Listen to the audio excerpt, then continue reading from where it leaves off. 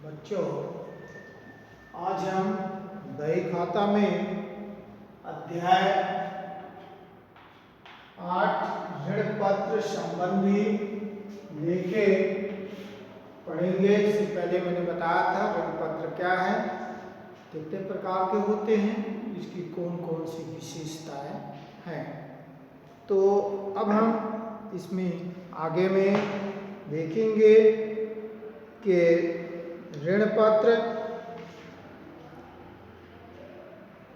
का शोधन करने की कौन कौन सी विधियां हैं और शोधन का अर्थ क्या है। तो बच्चों मैं बता दूं कि ऋण पत्र के शोधन से अर्थ है ऋण पत्रों पर दिए गए ऋणों की वापसी से। जब हम किसी को ऋण पत्र के माध्यम से हम किसी संस्था से ऋण लेते हैं तो उसकी वापसी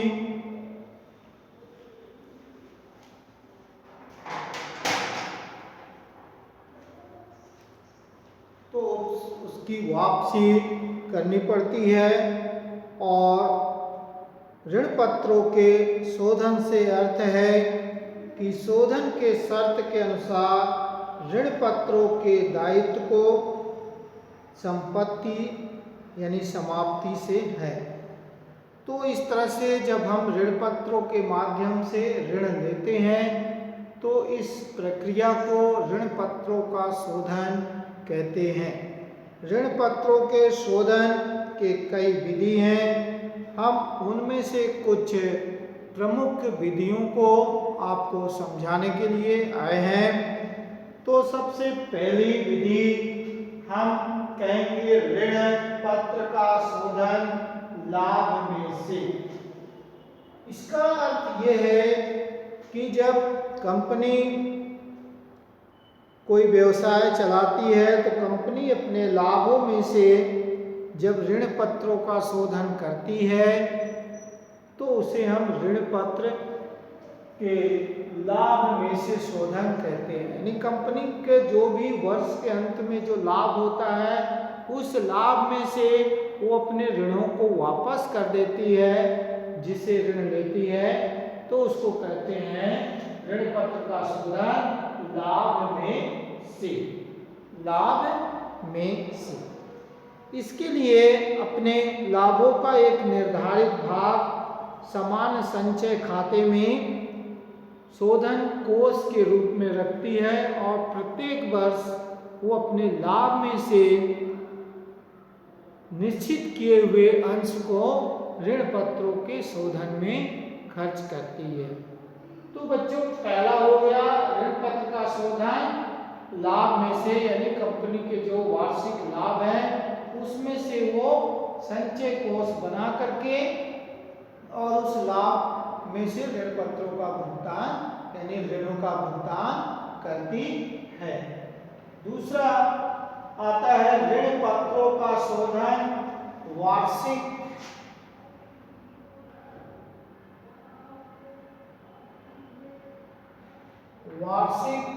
आहरण द्वारा। पहला तो हो गया ऋण पत्रों का शोधन लाभ में से और दूसरा विधि है ऋण पत्रों का शोधन वार्षिक आहरण द्वारा। ऋण पत्रों का शोधन कंपनी वार्षिक आहरण द्वारा भी लाभ में से कर सकती है। तो कंपनी क्या करती है कि प्रत्येक वर्ष जो भी उसे लाभ होता है उस लाभ में से ऋण पत्रों के भुगतान के लिए वो आहरण कर लेती है और आहरण किए हुए धन से वो अपने ऋण पत्रों का भुगतान यानी ऋणों का भुगतान करती है। इसके लिए कंपनी एक निर्धारित ऋण पत्रों को प्रतिवर्ष शोधन हेतु चयन करती है। प्रत्येक वर्ष ये निश्चित करती है कि हमको कितना ऋण पत्रों के शोधन में देना है।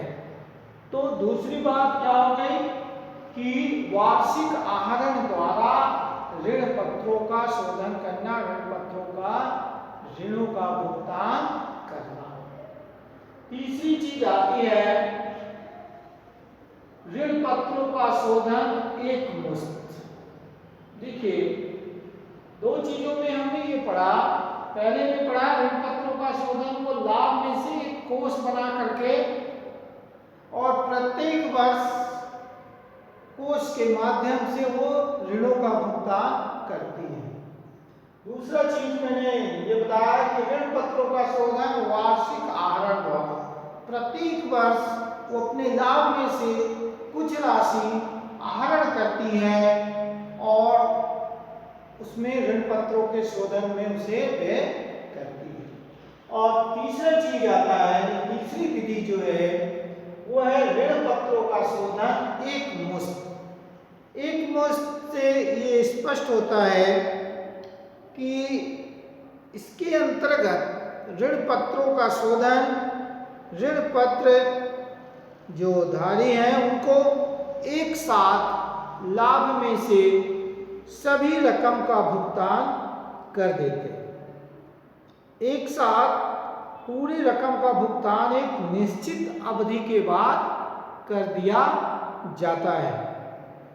तो हम ये भी कह सकते हैं कि ऋण पत्र की जो समय सीमा है उस समय सीमा में पूरी ऋणों का भुगतान एक साथ अगर कंपनी कर देती है तो हम उसे कहते हैं ऋण पत्रों का शोधन एक मुश्त है। क्या है?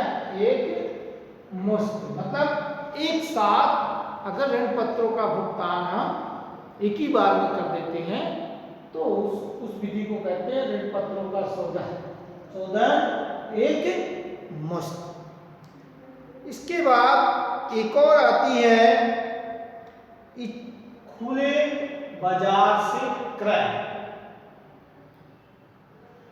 पहला क्या हुआ? ये ऋण पत्रों का शोधन लाभ में से, दूसरा हो गया ऋण पत्रों का शोधन वार्षिक आहरण, और तीसरा हो गया ऋण पत्रों का शोधन एक मुश्त, और यह हमारा जो चौथा है वो है खुले बाजार से क्रय। इसमें ऋण पत्र का शोधन कंपनी अपने ऋण पत्रों को स्वयं बाजार से खरीद करके करती है। जब ऋण पत्रों का मूल्य बाजार से कम हो जाता है तब कंपनी स्वयं इन ऋण पत्रों को बाजार में खरीद लेती है और इस प्रकार के ऋण पत्रों के क्रय द्वारा ऋण पत्रों का शोधन होता है। यानी इसमें ये कह रहा है कि कंपनी को ये लगता है कि जो भी मैंने ऋण पत्र दिया है उसका बाजार मूल्य कम हो गया है, तो उस ऋण पत्र को वो खुद खरीद लेती है और खरीदने से वो ऋणों से मुक्त हो जाती है।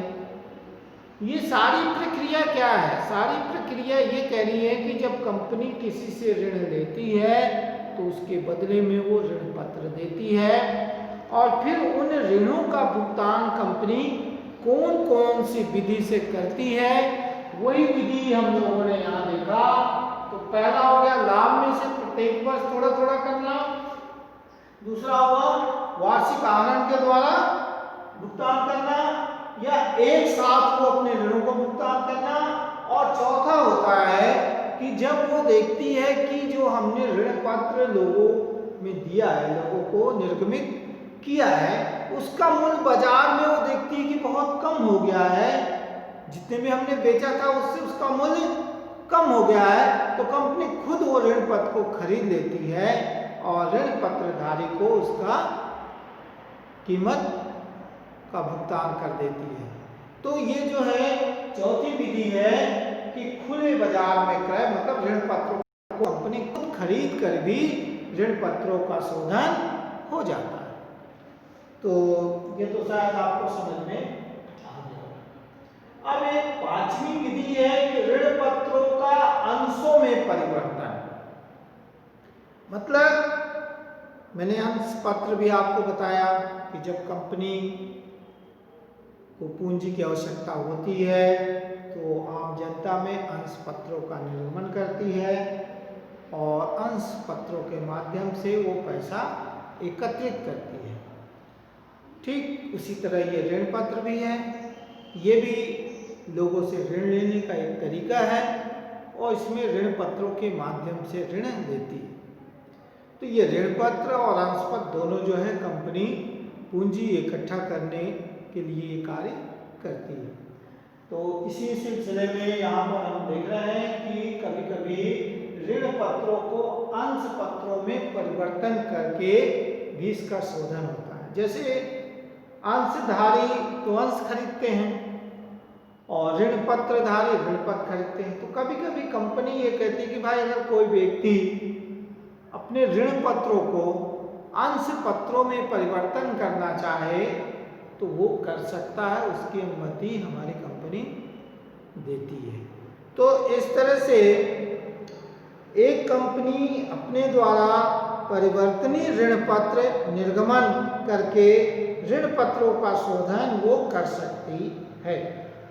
तो कंपनी जो ऋण पत्रधारी हैं वो अपने ऋण पत्रों को समता या पूर्वाधिकारी अंश, जो दो प्रकार के अंश पत्र होते हैं, एक समता अंश पत्र और दूसरा होता है पूर्वाधिकारी अंश पत्र। तो किसी भी अंश पत्रों में वो अपने ऋण पत्रों को परिवर्तन कर सकती है। इसके लिए व्यक्ति जो इस प्रस्ताव को स्वीकार कर लेते हैं उनके ऋण पत्रों की राशि अंश या ऋण पत्रों में परिवर्तन का अंश ऋण पत्र धारक को दे दिया जाता है। तो ये जो था ये पांचवी विधि थी जो ऋण पत्रों का शोधन किस तरह किया जाता है।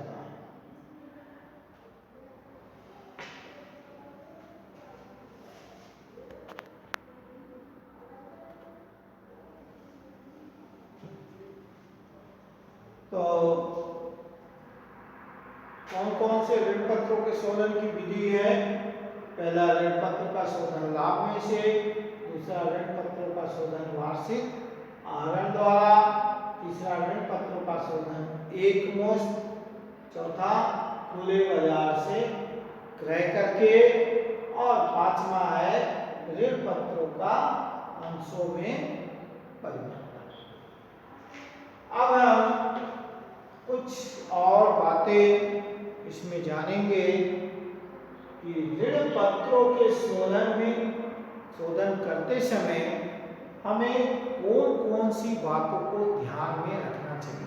क्योंकि अगर हम ऋण पत्र का शोधन कर रहे हैं और केयरफुली होकर के उस कार्य को नहीं किए तो कंपनी को उसका नुकसान उठाना पड़ सकता है। तो कुछ प्रमुख बातें हैं जिनको ध्यान में रख करके ऋण पत्रों का शोधन किया जाता है।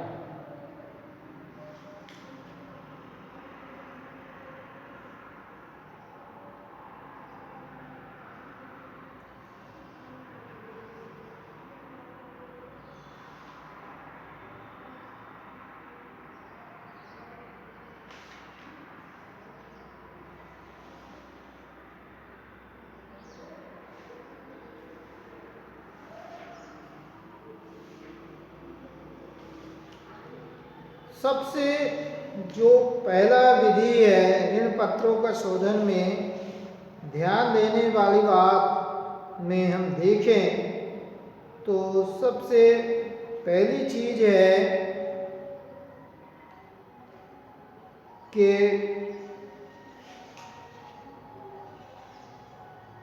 पहला चीज क्या है?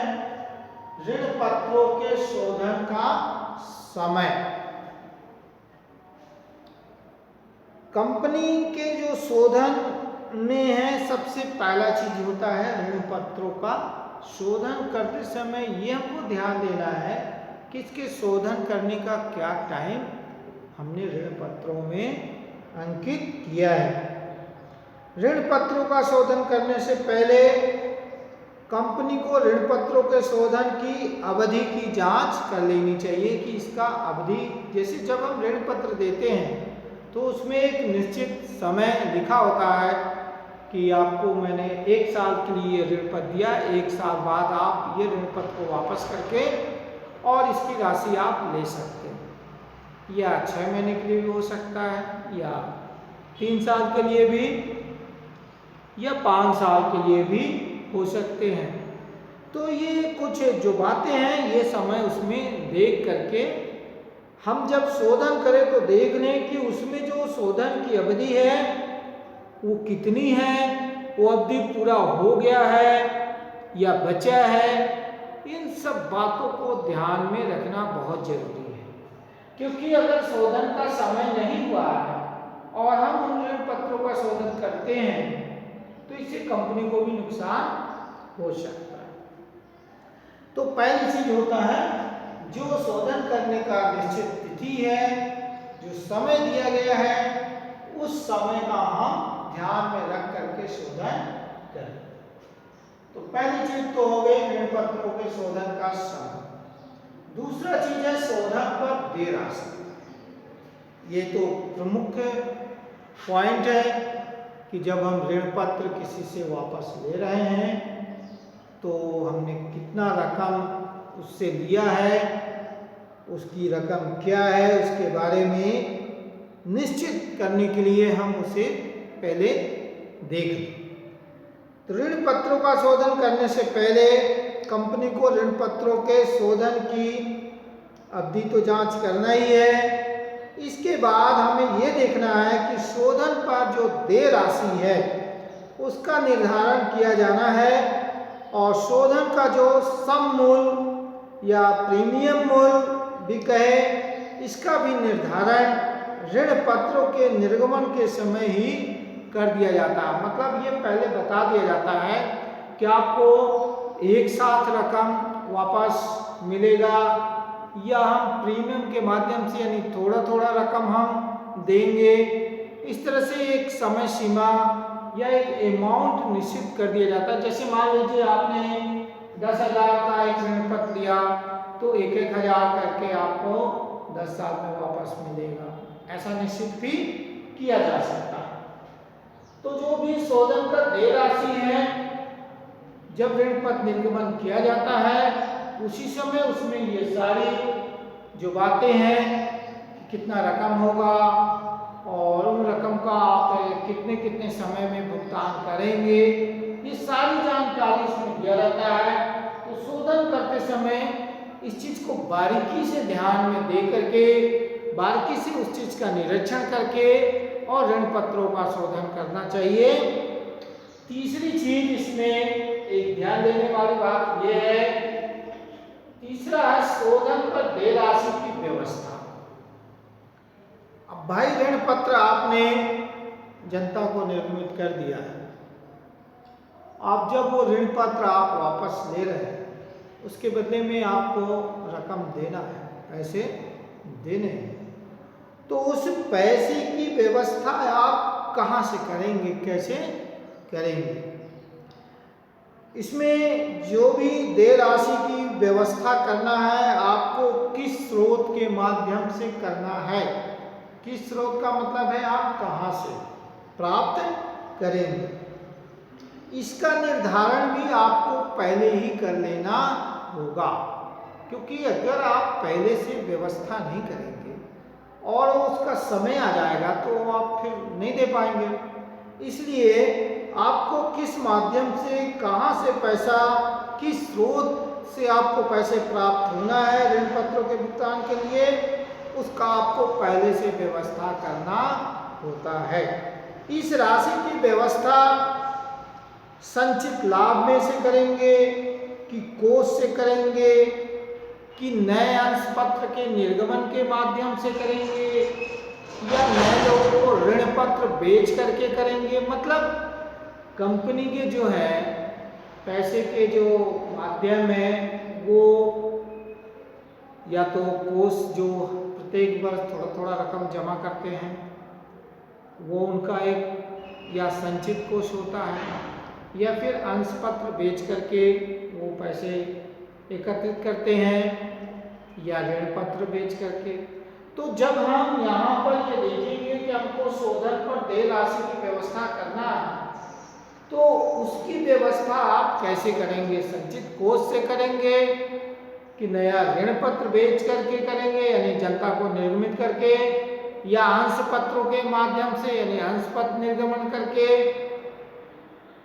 इस तरह से आप जो भी यानी जहां से भी पैसे का व्यवस्था करेंगे, ये सारी सोच आपको पहले होनी चाहिए। तो यहाँ पर यह चीज बताया गया कि ऋण पत्रों का शोधन का समय हमको सबसे पहले ध्यान देना है कि ऋण पत्रों में क्या समय दिया गया है, वो निश्चित समय हो गया है कि नहीं हुआ है। दूसरी बात, शोधन पर देय राशि। देय राशि में एक वस्तु देना है, किस्त बाय देना है, कितना राशि इसमें निश्चित किया गया है, ये सारी बातों को ध्यान में देना है। और तीसरी चीज है कि शोधन पे जो देय राशि है उसकी व्यवस्था आप कहाँ से करेंगे, वो पूर्व में ही आपको निर्धारित करना होगा।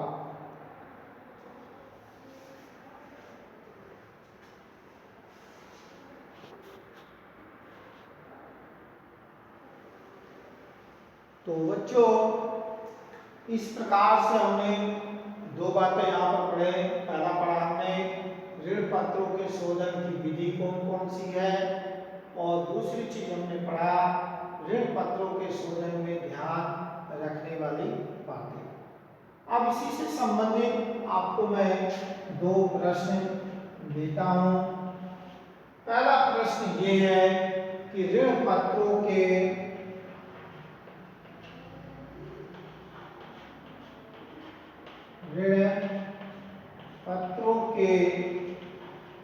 शोधन के चार विधि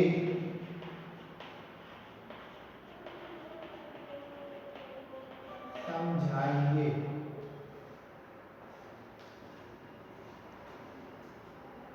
ऋण पत्रों के शोधन के चार विधि समझाइए। और आपका ये प्रश्न नंबर दूसरा है कि ऋण